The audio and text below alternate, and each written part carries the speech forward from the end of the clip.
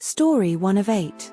Australia debates 25% gas export tax amid public pressure and industry pushback. Australia debates 25% gas export tax amid public pressure and industry pushback. Here's what every outlet agrees on. A Greens-led Senate inquiry is examining a proposed 25% tax on gas exports and reforms to the Petroleum Resource Rent Tax, PRRT, in 2026. Shell Australia paid $109 million in PRRT in 2025 but paid $0 in PRRT for the previous decade, according to testimony at the inquiry. Independent Senator David Pocock has been a vocal advocate for a 25% gas export tax, estimating it could raise $17 billion annually. The Australian Energy Producers, AEP, claims the gas industry paid $21.9 billion in taxes and royalties in 2024 to 25, including $13.5 billion in corporate tax. The PRRT raised approximately $1.3 billion in 2024 to 25, despite LNG export revenues exceeding $65 billion that year. But not all outlets told the same story. The Guardian and ABC report that the gas industry paid $21.9 billion in taxes and royalties in 2024 to 25, but Pocock and the Australia Institute argue this figure is misleading as it includes state royalties and does not reflect true windfall profits.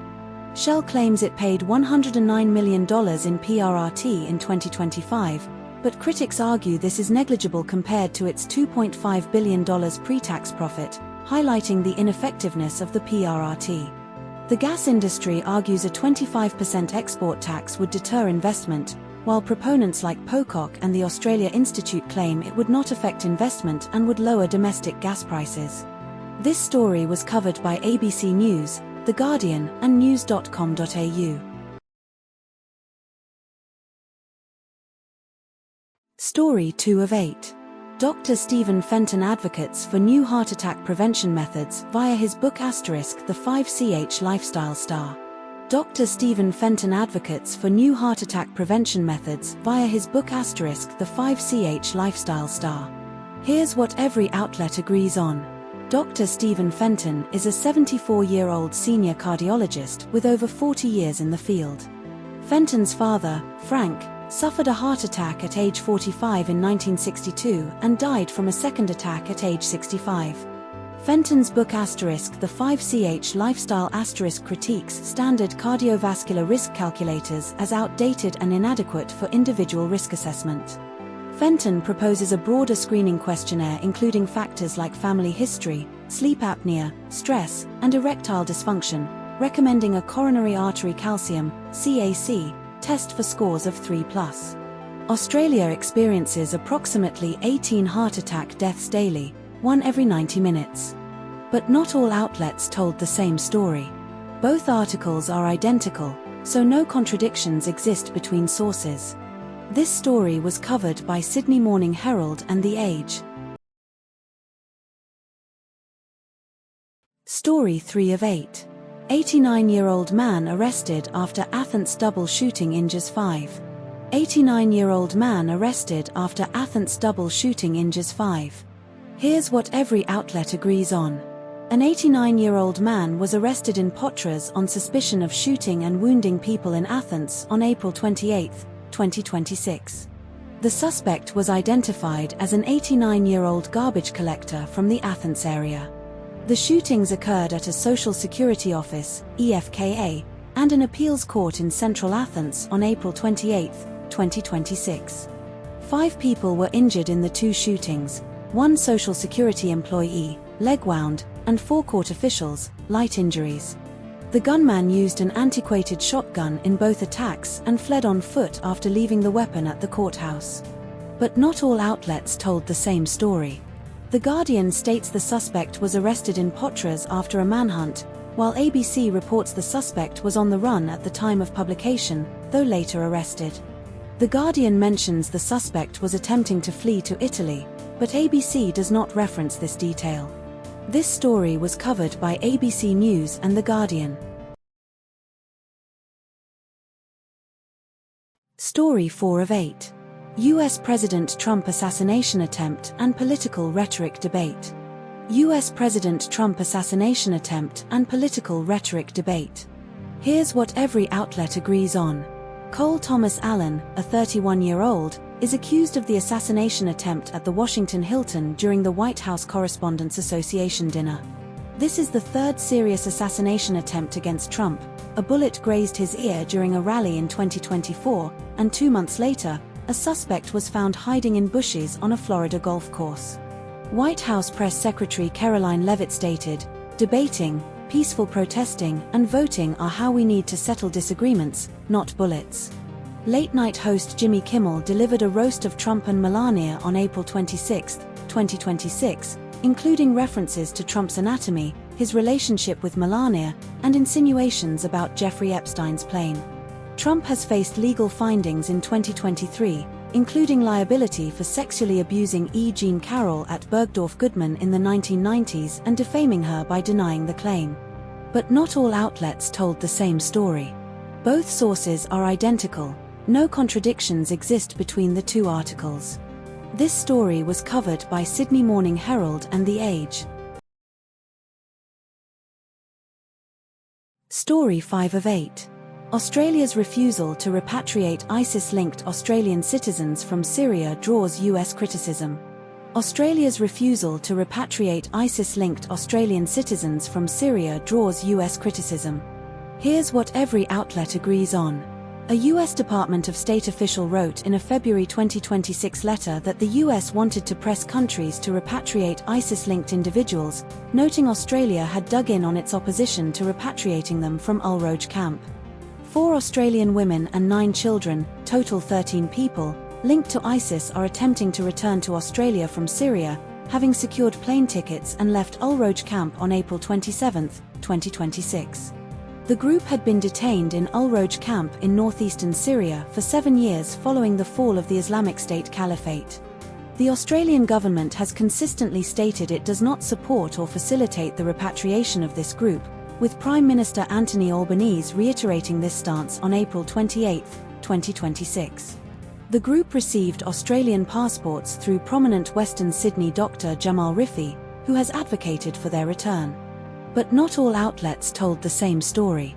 The Age states the group left Ulroj camp on April 27, 2026, while Newscom.au does not specify an exact date but mentions they left on Saturday, likely the same date. The Age reports the group consists of 4 women and 9 children, total 13, while Newscom.au mentions 4 women and 9 children but does not explicitly state the total count in all instances. The Age includes a quote from Albanese in 2019 stating children have made no choices regarding their travel, while Newscom.au does not reference this earlier statement.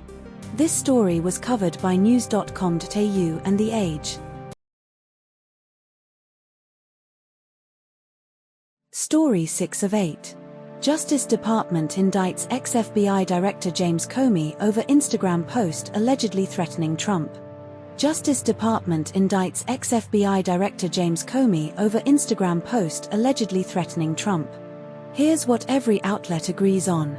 James Comey was indicted on April 28, 2026, over an Instagram post from May 2025 showing seashells arranged to spell 8647 foot. The numbers 8647 foot were interpreted as a coded threat against Donald Trump, 47th US President, with 86 allegedly meaning assassinate or eliminate. Comey deleted the post and apologized, stating he did not realize the numbers were associated with violence. "It never occurred to me, but I oppose violence of any kind." Comey was previously indicted in September 2025 for lying to Congress, but the case was dismissed in November 2025 due to an unlawfully appointed prosecutor. The new indictment includes 2 counts: knowingly and willfully making a threat to take the life of and to inflict bodily harm upon the president and transmitting a threat via interstate commerce. But not all outlets told the same story. The Guardian states the DOJ filed charges against the Southern Poverty Law Center last week, while Newscom.au does not mention this timeline. The Guardian implies the DOJ is targeting Trump's political enemies broadly, while Newscom.au focuses solely on Comey's case without broader context. This story was covered by The Guardian and news.com.au. Story 7 of 8. LIV Golf postpones New Orleans event amid Saudi funding uncertainty. LIV Golf postpones New Orleans event amid Saudi funding uncertainty. Here's what every outlet agrees on. LIV Golf postponed its June 2026 event in New Orleans, Louisiana, with a potential rescheduling for later in the year, autumn. The event was originally scheduled for June 25 to 28, 2026, at Bayou Oaks in City Park, New Orleans. Louisiana officials had agreed to pay LIV Golf $5 million and spend an additional $2.2 million on course improvements, totaling $7 million in incentives. Louisiana has so far paid $3.2 million, $4.4 million AUD, of the $7 million, $9.7 million AUD, agreement, with LIV expected to return all state incentive funds. LIV Golf CEO Scott O'Neill and Louisiana Economic Development Secretary Susan Bourgeois agreed to postpone the event after reports Saudi Arabia's Public Investment Fund, PIF, was preparing to pull funding. But not all outlets told the same story. ABC states Louisiana has paid $3.2 million of the $7 million agreement, while The Guardian does not specify the exact amount paid but confirms $5 million was agreed upon with $2.2 million for course improvements. The Guardian implies the postponement is likely to be in autumn, while ABC leaves the timing open to a different version of the tournament later this year without specifying autumn. This story was covered by ABC News and The Guardian. Story 8 of 8. King Charles III addresses U.S. Congress amid strained US-UK relations. King Charles III addresses U.S. Congress amid strained US-UK relations. Here's what every outlet agrees on. King Charles III delivered a speech to the U.S. Congress on April 28, 2026, emphasizing the special relationship between the UK and US. Donald Trump did not attend the speech in person but watched remotely from the White House, citing protocol concerns. King Charles referenced NATO's Article 5 invocation after the 9th of November and the need for unyielding resolve in defending Ukraine. The speech included historical references to George III, Thomas Jefferson, and Benjamin Franklin, framing the US-UK relationship as enduring despite past conflicts. King Charles mentioned the AUKUS alliance, UK, US, Australia, during his speech, which was met with applause in Congress. But not all outlets told the same story. The Guardian implies King Charles's speech was a deliberate soft power flex aimed at Congress over Trump, while ABC frames it as a carefully neutral speech reviewed to avoid offending Trump. The Guardian suggests King Charles's references to Magna Carta and checks on executive power were a discreet political jab at Trump, while ABC does not explicitly state this intent. ABC reports that Trump would love to go to the speech but was advised against it, while The Guardian does not quote Trump's internal deliberation on attendance. This story was covered by ABC News and The Guardian.